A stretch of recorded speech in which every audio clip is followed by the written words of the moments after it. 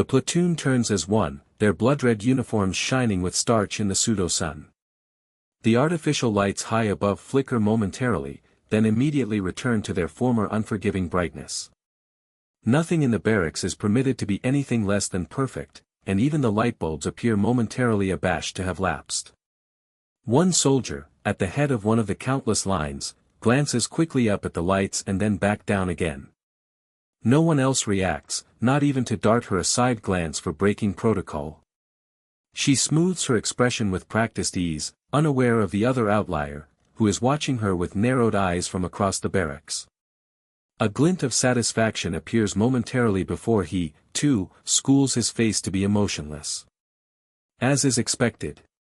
The commander barks another order, and the army begins their march.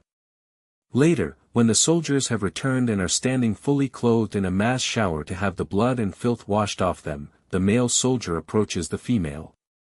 "Janae," he mutters, his lips barely moving. A general passes, and they both freeze for a few moments. Once he moves on, the boy, for he is barely more than 17 years out of the test tube, continues. "You've been off today." She stiffens. She has, as a matter of fact, been feeling off.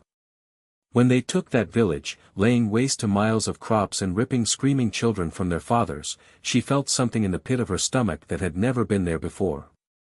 But he shouldn't have noticed that. None of them have been trained or programmed to notice anything like that.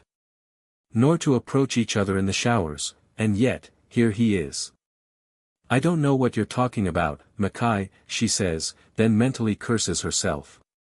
She's made a mistake. Using his name was unnecessary, and superfluous language is another thing they were not programmed to do. Now he knows something's wrong. Mackay nods seriously, but she can sense an edge of amusement behind his expression. "Of course you don't. And neither do I. Because we're not expected to know anything other than this life, and we're not supposed to know anything other than this life. So, how about you meet me outside the dorm and we can bond over our collective ignorance?" She stares at him. What are you talking about? Is he mocking her? Her face is heating up. It feels like battle rage. Is it battle rage? Oh no, she'll get in so much trouble if she succumbs to the rage in the shower rooms.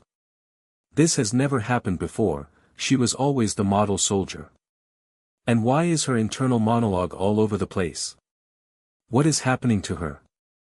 Mackay appears to consider trying to explain further, then sighs. A sudden soberness crosses his face, eclipsing even the short glimpse of mischief Janae caught. Outside the dorm. "Tonight," he repeats. He touches her arm briefly and slips away, rejoining the formation. She stares down at her sopping wet uniform when he touched eye.